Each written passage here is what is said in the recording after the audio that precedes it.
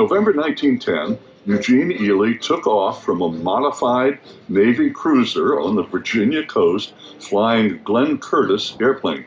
2 months later, Ely landed on a different ship in San Francisco Bay. Naval aviation was born. Training soon moved from Virginia to Pensacola, Florida, which is the cradle of naval aviation. Every naval and marine aviator to this day traces his or her start in flying to Pensacola. Every Navy aircraft ever flown is housed in the Naval Air Museum at NAS Pensacola. If you love airplanes, especially Navy airplanes, you will love visiting this incredible museum and its National Flight Academy for 7th to 12th graders on Fetterman Way at the museum. Navy planes dominated in the Pacific War.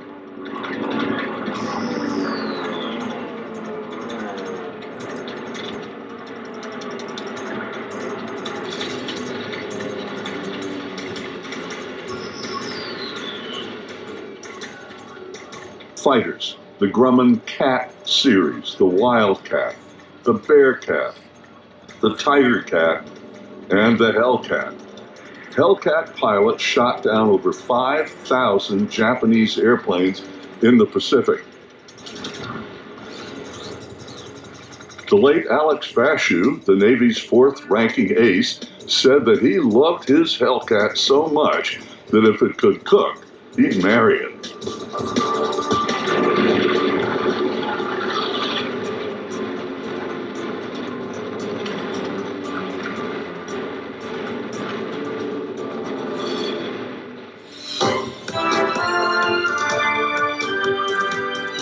Grumman's claim to fame in the aerospace field is their iconic Big Cat line of Navy fighters, dating back to the F-4F Wildcat in the late 1930s.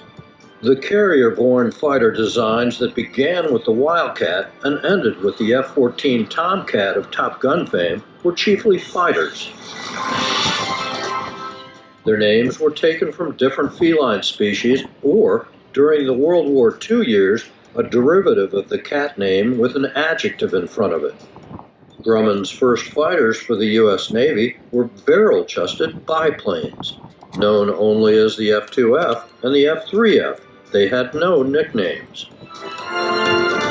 It is striking how few different types the U.S. Navy operated during World War II, particularly from carriers, and how nearly all of them were either totally brilliant or just awful. The Grumman Aerospace Corporation, now known as Northrop Grumman, made history, providing combat-proven carrier fighters to the United States Navy. Each of these incredible fighter aircraft were not only advanced for their day, but would have Grumman's unique style of being named after cats that became near synonymous with Grumman's Navy fighters.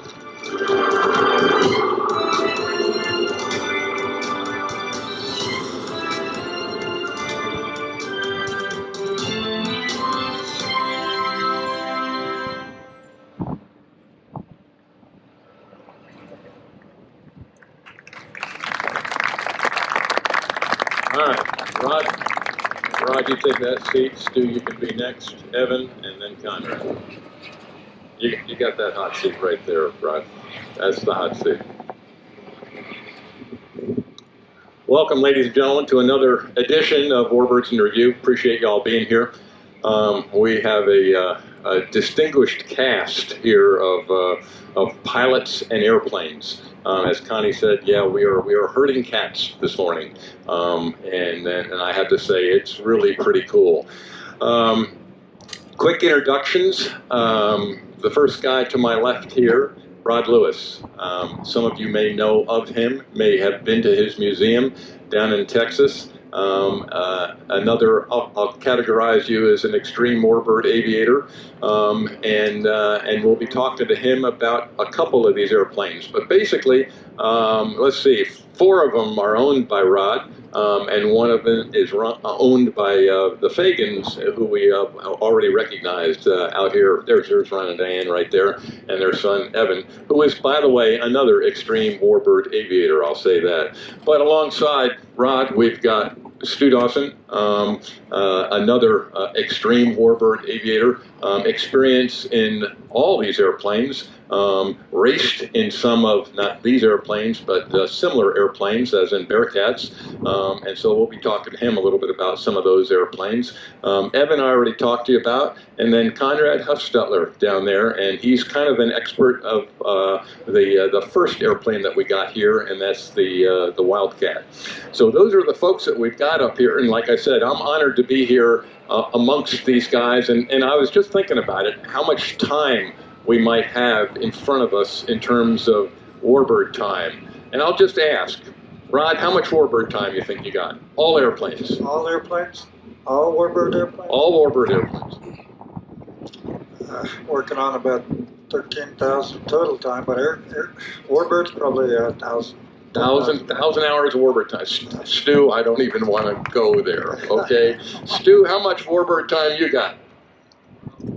4,000 or 5,000. 4,000 or 5,000. Okay, so we're up to we'll say 6,000 hours. Okay, Evan, how about? I have about 1,000. Okay, so 7,000, and Conrad. I'll come in at the bottom at 500. Okay, 75. So what you're looking at here is about 7,500 hours of warbird time in a variety of warbirds. So, gentlemen, I say thank you for being here, and thanks. Yeah, absolutely, spectacular. With that, I'm going to ask Rod a little bit about, hey, these are his airplanes, okay?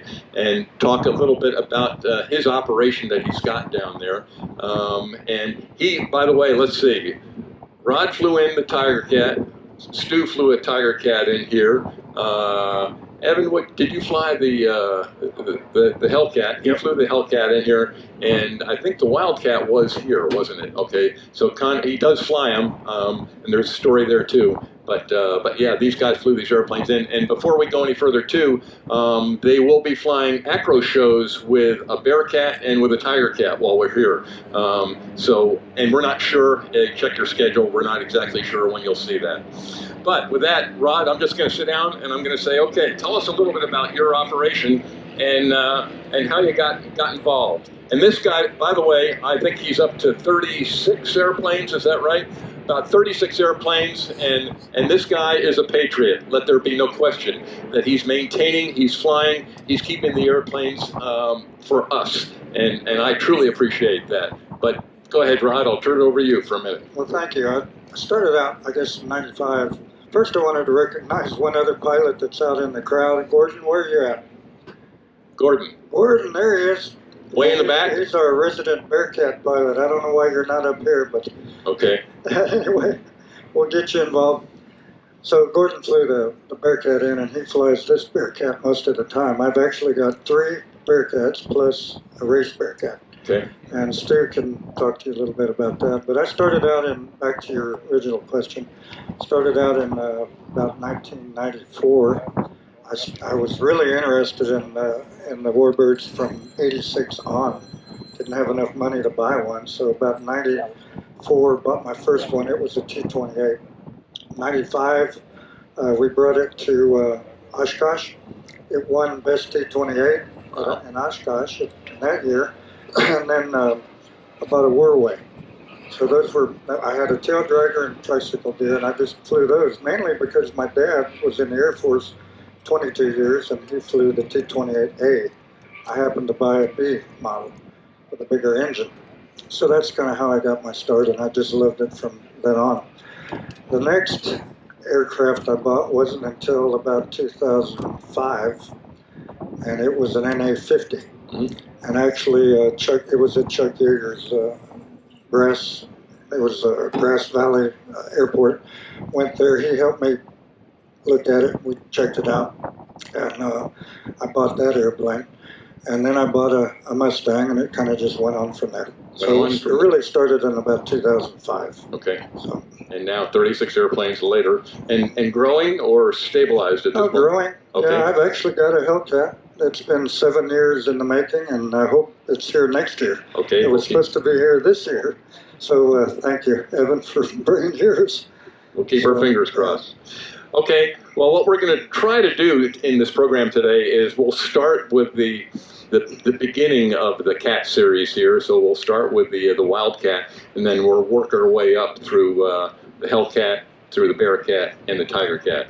And so with that, I'll say, okay, this Wildcat that's here is one of yours, correct? And from an acquisition standpoint, where did it come from? Oh boy, you've got the history on that one, but it came from the bottom of Lake Michigan. Okay, Conrad, you got any details on that one? Yeah, so the Wildcat we see here is a pretty special Wildcat in that it's the only true Grumman-built Wildcat. There's probably about 13 Wildcats still out there and airworthy, 12 of which were all built by the General Motors company. So it is a rarity, and it's here today because it was lost in Lake Michigan in 1943 and spent 50 years underwater before it was brought back up and restored to flying condition. It is also an F4F-3, so all of the General Motors aircraft were a different engine and a different arrangement. This aircraft, the wings do not fold because they hadn't invented it yet.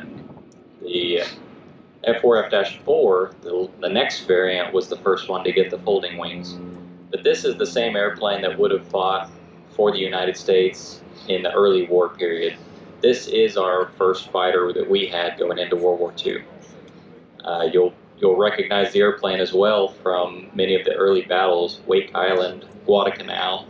This is the particular type that they had to fight those battles. As the years went on, they made improvements to the airplane, and they ended up going into full production on the Hellcat, so they passed off the manufacturing over to General Motors Company, and they started building FM1s and then the more powerful FM2, which is what we normally see. But a very neat airplane. We brought it up last year. We did some talks about it, and we left it here at the EAA Museum for them to showcase throughout the year and talk more about it. And we came up here a couple weeks ago, did all the inspections, test flew it, got it back into the only airworthy F4F-3. So we'll be flying it in the show, and we'll be bringing it back to San Antonio to join the rest of the collection. Outstanding. How about, what was the limitation? Why, okay, we had this airplane and it fought and it did okay, but we wanted something better. What were the limitations? Why wasn't it good enough to go fight against the Zeros, etc.? Well, I'll back up a little bit with Grumman. Grumman started in December of 1929, and what they started doing was building floats with this very odd retractable landing gear.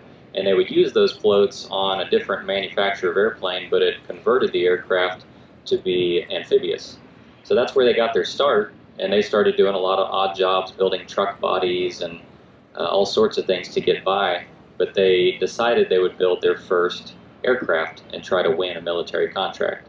And that first aircraft started out as a biplane. The FF-1 was the first one.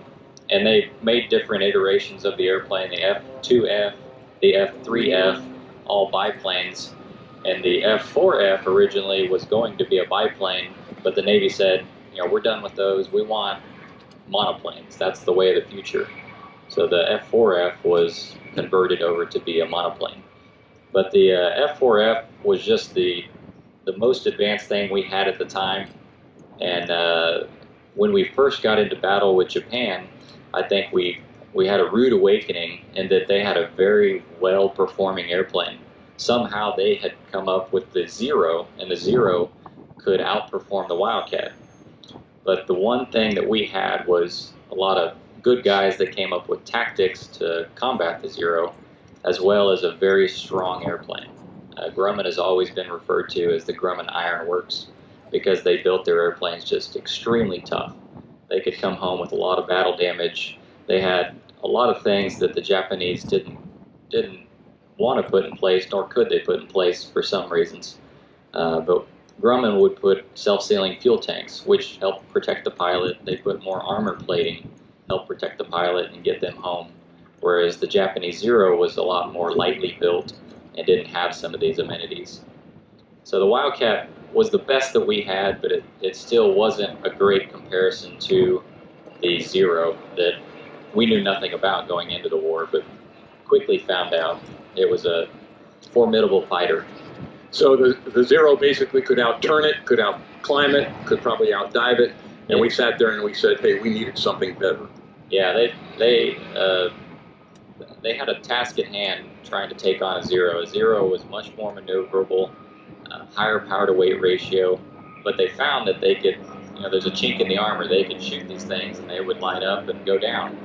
So they had to devise tactics to be able to get a shot on them. Yep, understand. All right, from there now, and we'll stop a little bit with the Wildcat. We're still doing okay on time. Okay, so we had to do something better, and so that something better was obviously the Hellcat. We bumped it up and we said, okay, hey, is this now a formidable counterpart to the Zero? And I think that's what they came up with. So, Evan, I'll turn over to you for a minute just to talk a little bit about the Hellcat. Sure. Well, the Hellcat was designed, obviously, by Grumman, and what they did is they brought a bunch of Wildcat pilots in to help them figure out how to make the Wildcat better. They wanted to make an improved Wildcat, and they came up with the Hellcat. Flying the Wildcat, they're great airplanes, but they do have a little bit of limitation factor. Their wheelbase from center wheel to center wheel is 68 inches, so it's very narrow. And of course, being an aircraft carrier airplane, they point into the wind and you don't have much of a crosswind. But the Hellcat, they wanted a more stable airplane. The Hellcat, obviously you can see the gear is very wide. They changed the engine. It's an R2800-10, which is 2,000 horse. It's 18 cylinder. They first flew the Hellcat in June of 1942. And it had its first kill in September of '43. And the Hellcat, it's not the fastest fighter, but they designed it for a 200-hour farm boy to fly in combat. And that's what they did. It's the easiest flying fighter that I've ever flown. And it's very rugged. I know there's a story of a Hellcat landed on a carrier with over 200 bullet holes.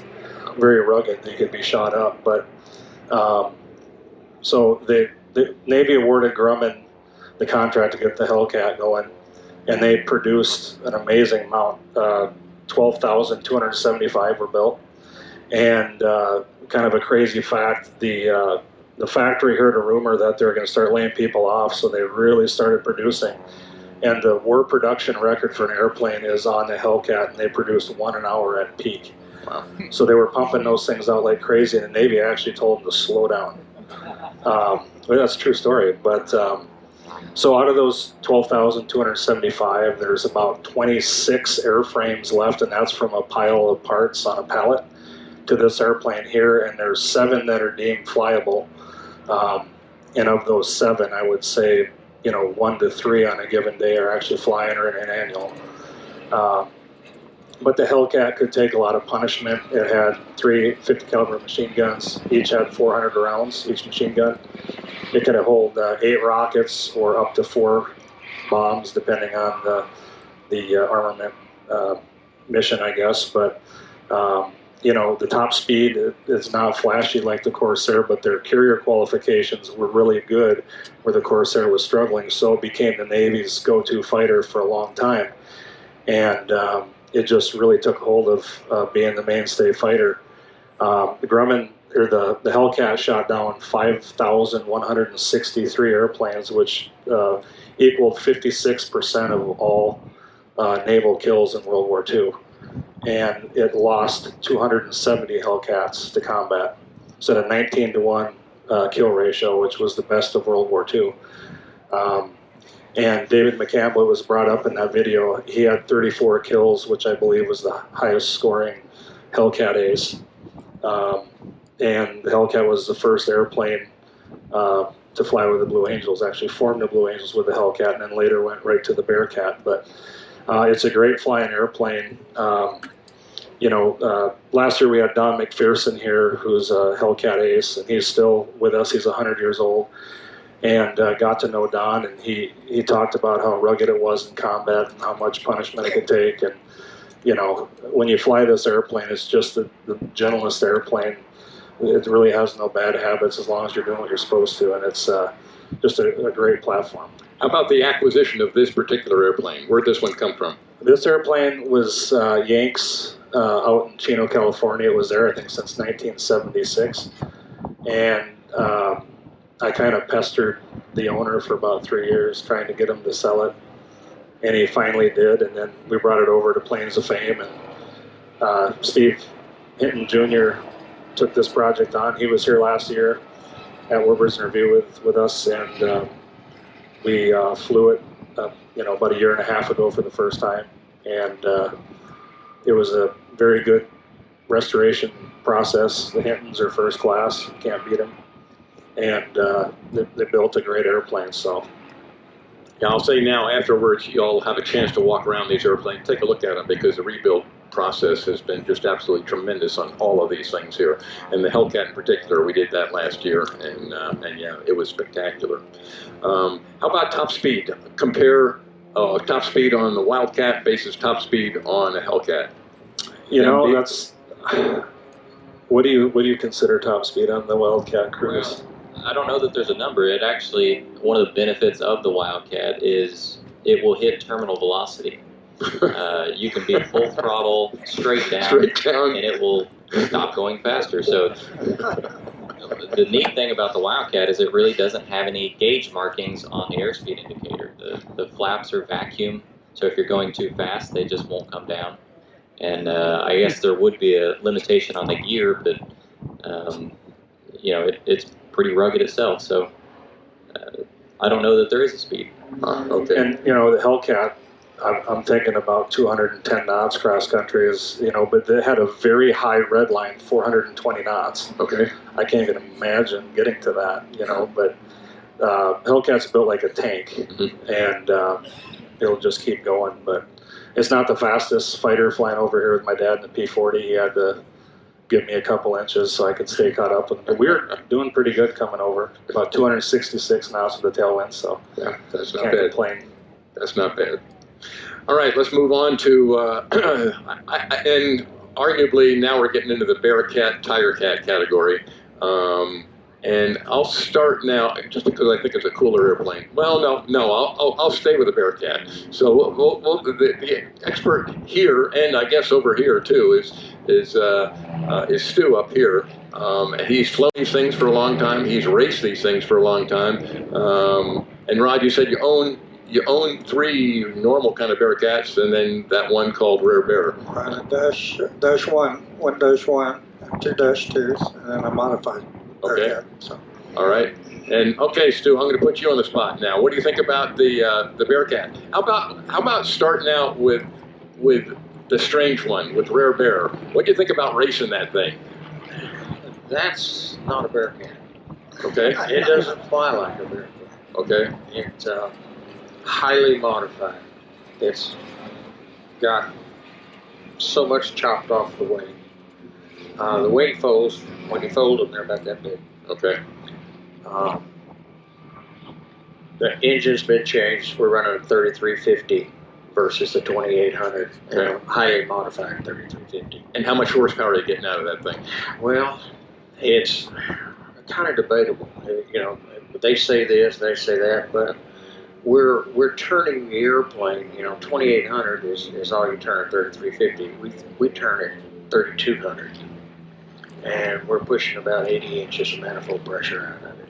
Wow. So it's doing. It's a little rocket ship. It's a rocket ship. Uh-huh.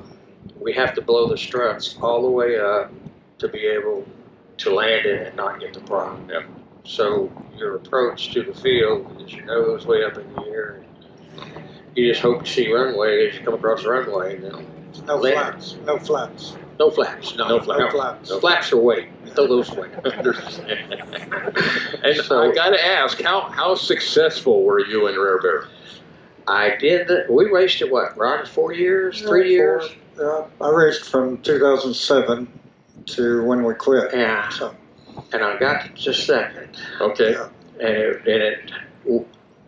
The next deal was going to be nitrous oxide. And that puts it over the top. Because it ran, when it was somebody else's airplane, it ran nitrous oxide. And it was a hoss. But you got to have, your nitrous guy has to be really good. Or it's just going to go bang. So that's the race side of it. How about the normal airplane? Again, they stepped up. They sat there and they said, okay, we've got the performance from the Wildcat. That wasn't good enough. We got the performance from the Hellcat. We want to bump it up from there. And hey, Bearcat. And they jumped that thing up there. And primarily it was a weight thing, wasn't it? Didn't they really? Weight and horsepower. Okay, so talk about that. So, the Bearcat is the most maneuverable one out here. maneuverable as in Maneuverable and flight, and I mean it rolls good, it climbs good, it does everything really well. It's not a hard airplane to fly. It's pretty docile if you just do it right. It's light as it can be. Bearcat is just one of the nicest ones to fly. Didn't it have a climb to time record for a while there? I'm not sure about that. Gordon? It did. Okay, that's what I thought. I thought, like, it was 3 minutes. 3 minutes to Sea 10,000. level to 10,000. Yeah, that's what that I was thought. the criteria that it was built under. And that's what they were looking for. They wanted climb performance out of that thing, and they lightened it up. Still had big motor. Yeah, but they're doing that, pushing 50 inches and ADI and everything, and it would go. Okay. It would go. Okay. But it's a very well balanced airplane. And it came, unfortunately, a little bit after the war. It really didn't see much. It didn't see a whole lot. Which is unfortunate. But it was very popular on the air show circuit, too, wasn't it? Absolutely. Yeah. Blue Angels. And did well. Yeah. So absolutely. So that's the next step. And now we jump into this Tigercat thing. And I got some personal experience with a friend of mine who flew the Tigercat, and that was a couple years ago. I think it was 2 years ago when Connie Bowen flew in with Stu, as I remember, and yeah, she lit up her left or right wheel? Left wheel. Left wheel. Lit up. They had a little bit of a problem, and when a magnesium wheel hits concrete, oh, there's lots of sparks. I'm here to tell you, there's lots of sparks. The good news is no harm done. As I remember, they jacked that thing up, took the wheel off, put another one on there, and you flew another, 3 shows or whatever it was with it. But that was that Tigercat. There are 2 other Tigercats here, and I don't know who wants to start talking about the Tigercat. Rod? Yeah, I'll say a few words about it. Yeah, I think that's kind of my go-to airplanes. That and the P-38 are kind of the airplanes I really love to fly. I think 2 engines. At some point in your life, you want a second engine. I understand. So the thrust, the takeoff power is incredible. It's a short field if you want it. Both 2800s, right? They're 2800s on each wing. Sea-base and the ones that we have. And they're very maneuverable. They're a little heavier, of course, than the Bearcat. They're tough to fly in formation because you've got those 2 engines.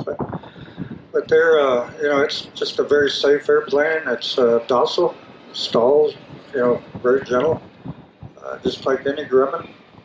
It's just an incredible airplane to fly. Speed-wise, it's probably straight off the assembly line. It's probably the fastest of any of these. Can I say that? Yeah, definitely. When I was racing, I raced the silver one out there. I set the track record at Reno for 3:99. And that was 50 feet off the ground in the pylons. So that was, we're banking the whole time. Wow. So it'll go. And what's the difference between these 2 airplanes here now? Not much. Okay. Yeah, they're pretty much the same. Both Dash 3s. Yeah. Okay. And how about acquisition? Where did they come from? This is the first one that I bought, and it came from the museum, and what was the name of the museum? I'll think of it here in a minute. Yeah, the other one was Lone Stars. Yeah, Lone Stars. I actually bought it from Mike Brown. He was racing this Tigercat, the other one, and it was called Big Boss Man. And then I changed the paint job, and then I raced it after that. The other one was from Kalamazoo. Kalamazoo, yeah, that's right. This blue one. Okay. And maintenance-wise, are they pretty easy to maintain, or are you constantly trying to work on these things? We've got some guys that really know what they're doing. So I think the maintenance is just kind of a regular maintenance schedule. Parts? Parts, we haven't had too difficult of a time. Okay. We can find parts for them. Okay, and I got to ask the same thing. How about parts on the Hellcat? Difficult, easy, hard, expensive? Depends on what you're looking for, but if anybody needs Warbird parts, we sell Warbird parts, so shoot me an email. Okay, and how about on a Wildcat? The Wildcat's fairly easy to work on because it's a simple airplane. But yeah, parts are getting harder to come by. You end up just pulling the original microfiche film from the Smithsonian and building what you need. Okay, thanks. Just to let you all know, this morning was kind of a special morning. We gathered out here. I think the first brief was 5:30 or something like that. And the short story is that Breitling was involved. They wanted to get involved with Warbirds, and they did. We had them here with the breakfast. They had a B-25. They had these 2 Tigercats and 4 P-51 Mustangs, and they all pre-briefed, and they wanted to go fly and take some pictures. And so that's what they did. It lasted, what, about an hour or so? An hour, yeah. And as I remember, I think B-25 took off first, circled left, and I think the whole crowd joined up over top of the field. We watched a nice formation takeoff, by the way. I watched the 2 Tigercats took off in formation, and that was kind of cool. And then they joined up on the B-25, and then the 4 Mustangs joined up. And if it works, if you all take a look at the big screen, and I'm going to take a look here, I think we can coordinate so that we can show some of the stuff that went on here this morning. Scott, back in Sleeping Dog, promised me that he'd be able to do some of this stuff. And yeah, this is the flight this morning. You can see what, and you guys, yeah, you can stand up and take a look too. But this is what went on this morning. And we had, there you go, that's the flight that went on this morning. Some good formation flying. A lot of aluminum in the sky out there. Ray Fowler, I don't know if he's in the audience or not. He was flight lead. He was flying the first P-51. We had Paul Draper as number 2. Wes Stowers, number 3, and Lumpy. Oh no, I think it was Lumpy who was number 3, and Wes was number 4. And so those were our Mustang pilots out there.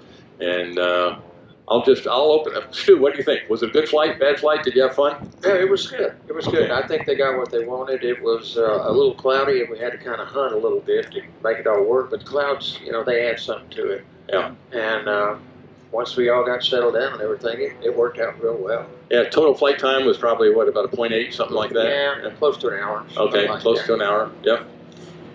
And as you can see, yeah, they had some great fun up there, good formation, and some beautiful, beautiful airplanes. Okay, so we briefly touched on the Wildcat, the Hellcat, the Bearcat, the Tigercats. We've got a couple racers here. Rod, you raced for a while. Stu raced for a while successfully. I don't think you're not racing anymore, are you? No. Okay. We've called it quits. I'm Okay. racing. What about you, Stu? Are you racing anymore? No, I finally grew up. Okay. We raced 18 years out there. 18 years, okay. And you guys haven't raced yet, No. okay? I raced in another class, some composite sports class. Ah, okay. Raced Lancer, but not the Warbird side. Winning, losing, close. I'm beating myself every year, so that's all I go out there for. All right, that's good. All right, so we briefly touched on these Grumman airplanes out here, and I'm probably going to open it up to questions and see what people want to know more specifically. And again, we have some experts here, so I'll say now, if I see I see Kyle out there. There we go. We got mics out there, and I already see a question. Let's start with some questions up there. Can I recognize a couple of what I would call extreme female pilots? Absolutely. One is my girlfriend Hannah. and she's type rated in a couple of jets. Anna, stand up so we can see who you are.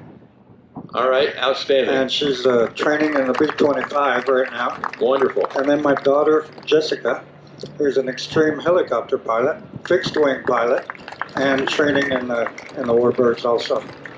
All right, and there's one more, and I don't know if she's out here or not, but in the right seat of the B-25 this morning was somebody I think Stu knows very well. Somebody I know pretty well. Yeah, and April, are you out there? This is Stu's wife, April? She's over there at the tent. Oh, she's in the tent. Okay, yeah, probably. Yeah, okay. Yeah, she's been flying forever. This is, as you can tell, this is a family affair here, and yeah, it was nice to see the families involved.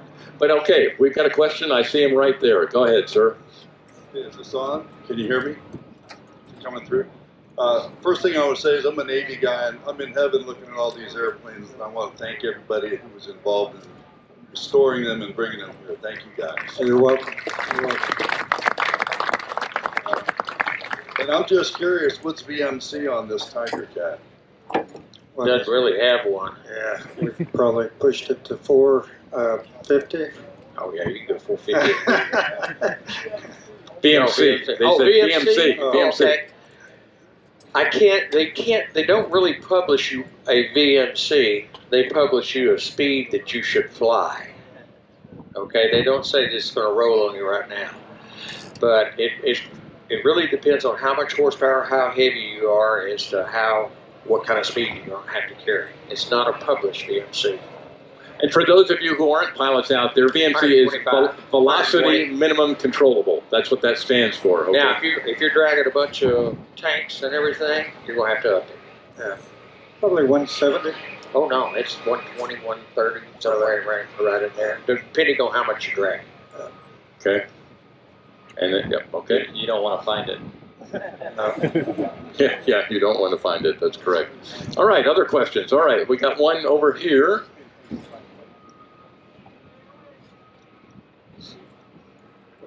What kind of approach speeds do you see different from all four models right here? Are they all similar in approach speed for landing, or slightly different? I'd say the Wildcat's probably the slowest, and I hold about 100 mile an hour indicated throughout the short approach, and then it probably touches down around 70, or it's a 3-point attitude touchdown, so 65, 70 maybe. It's fairly slow. And I go over the fence with the Hellcat about 85 to 80 knots. 100 knots on the Tigercat. Bearcat about 90. Okay. So they're all close. They're all in the ballpark for a Navy airplane. All right. I think we get another question over here. First of all, I'd like to second the appreciation for bringing these beautiful airplanes up here. I don't see any guns on the Bear and the Tiger. Where are the guns? There's some guns on the Tigercat. Fake. On the second Tigercat, on the silver one. The combat. Yeah. On the combat model. How about the Bearcat? Where were they? Nothing on them, but the Bearcat would have had, what, 450 calibers? Yeah. Six. I'm not sure. This airplane didn't come with guns, and we've never outfitted it with guns. So it's faster without them. We don't tend to need them much nowadays. How about the Hellcat? I don't know.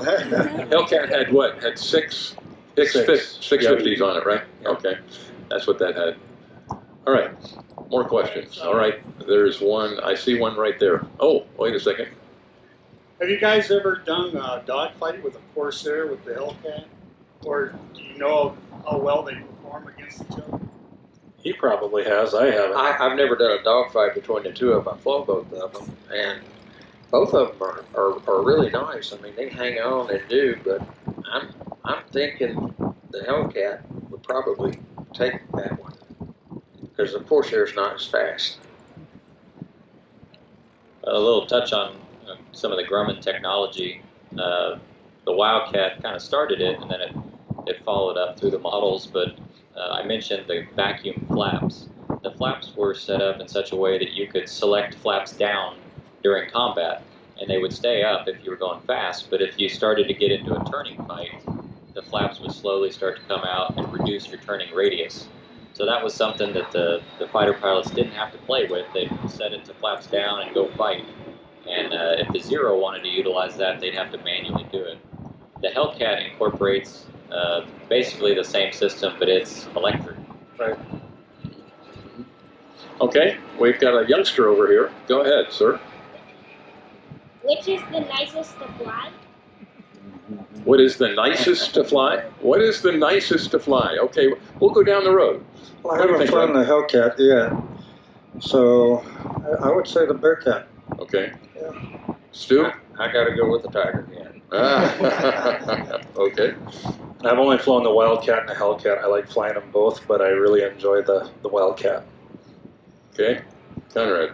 Yeah, Wildcat. There's bliss to simplicity.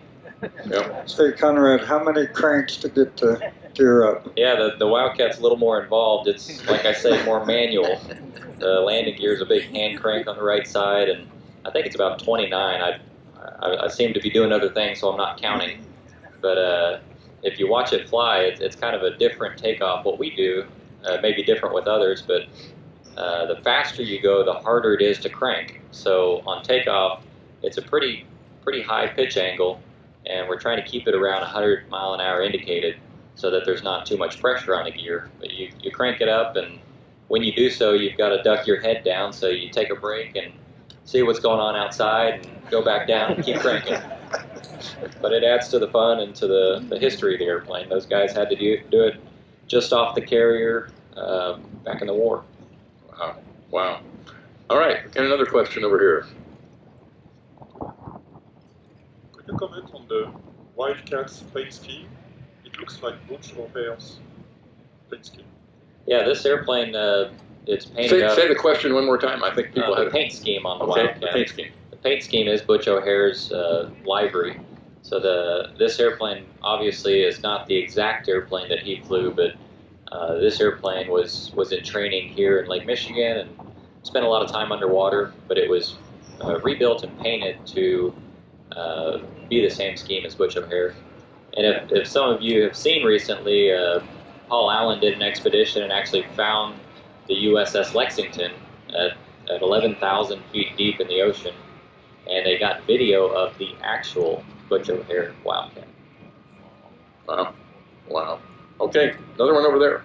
Just curious about the fuel burn, and you always hear about oil burn. Fuel and oil burn. Okay, let's start with the Wildcat. Well, what are you burning? Fuel-wise, gallons per hour. It probably does about 40 gallons an hour, maybe a little bit less. Okay. Then oil, it doesn't burn much. Maybe a gallon every 4 hours. Okay. How about the Hellcat?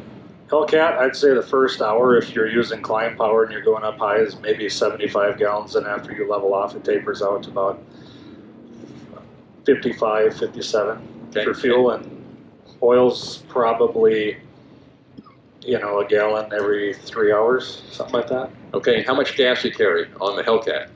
87.5 in each wing, and it's got a reserve of 75, and then of course if you have a drop tank set up, which I don't, so.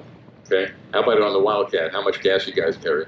Generally it's 126 gallons in a belly tank, and then this Wildcat has a small tank in the back, about 26 or 30 gallons or something. Okay, how about the Bearcat? What's that carrying? Bearcat, well, you figure 75 to 80 an hour now. Pull the RPM on back, that's where you're getting. Okay, and how much gas does that thing hold? This one holds should hold 213. Okay. In the front tank.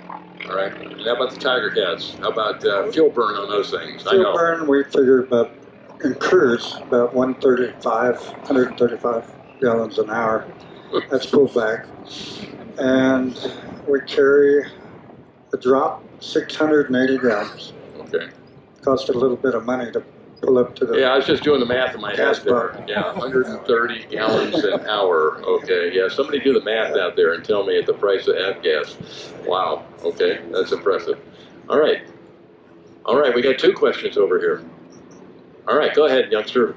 Did the Tigercat see any action of World War II?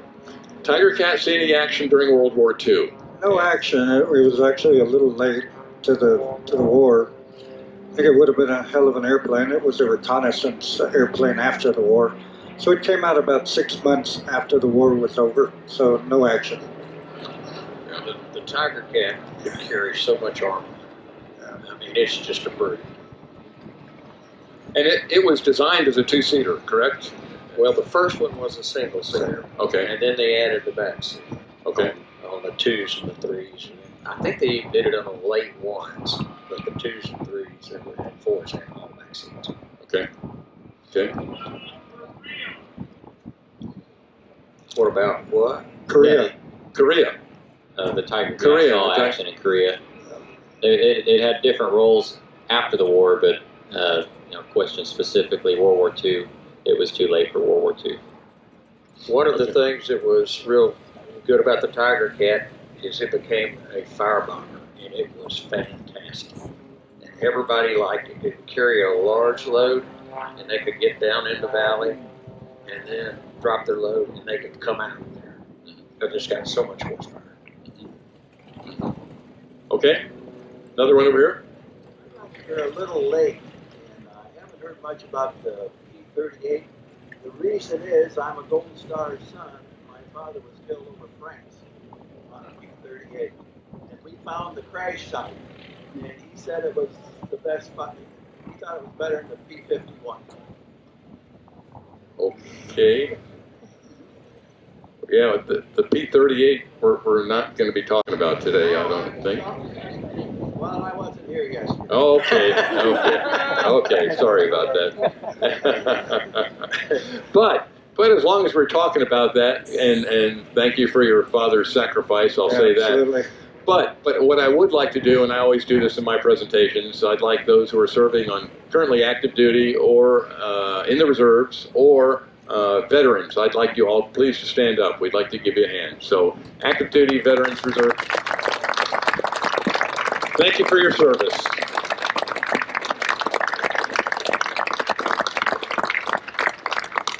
All right, we got another question down up front. I just had a Wildcat question. Can you compare the Wright powered versus the Pratt powered? Yeah, so I've actually had the opportunity I rebuilt an FM2 in 2013, which Evan now owns, and I'm I guess one of the few to fly both of them recently.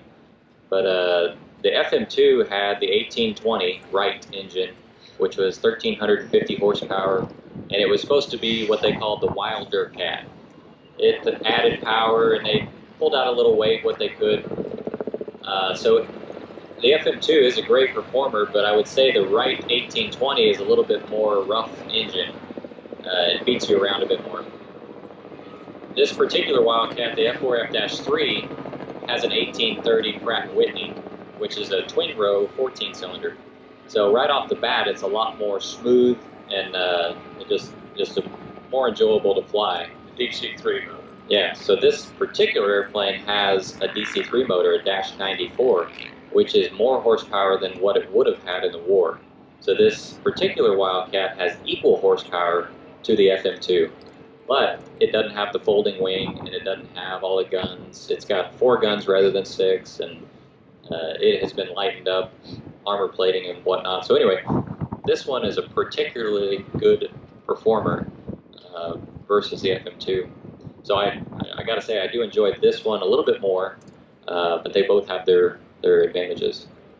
Thank you.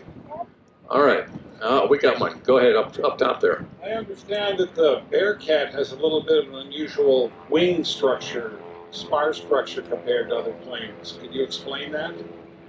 Spar structure on the Bearcat. Stuart, you want to take that one?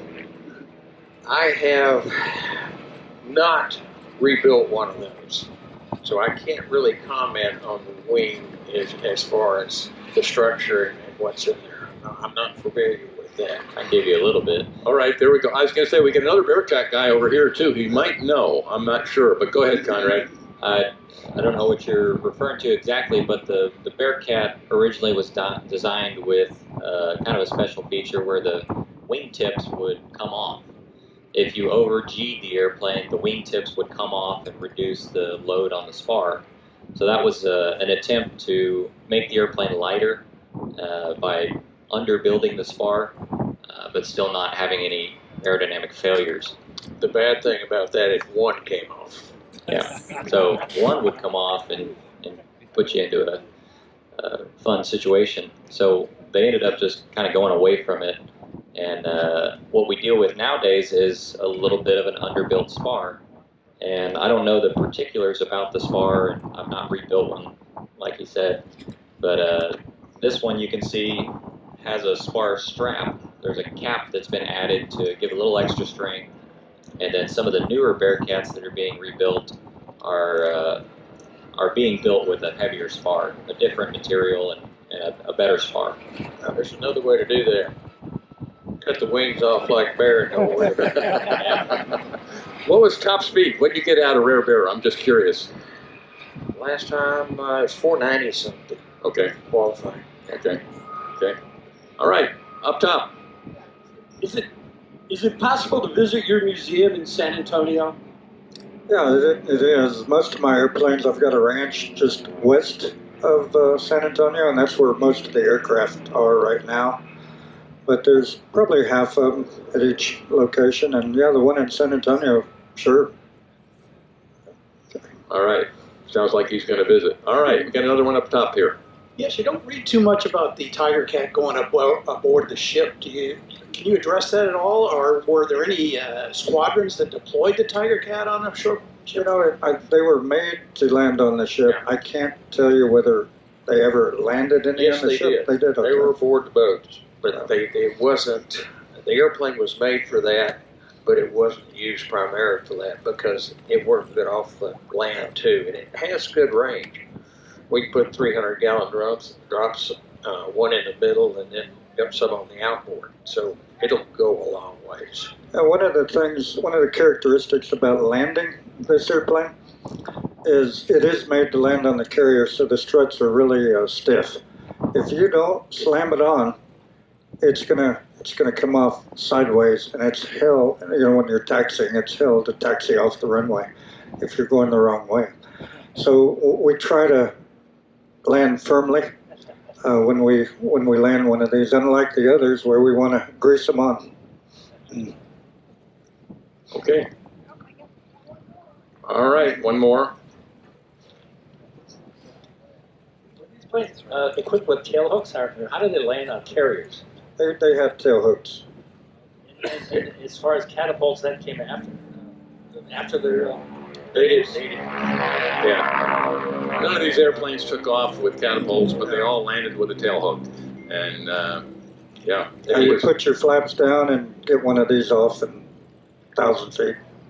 Yeah. If you start inspecting them afterward, you'll start to find little hooks up in the wheel well areas. The Wildcat's got a little hook in the center, in between the landing gear. The Hellcat.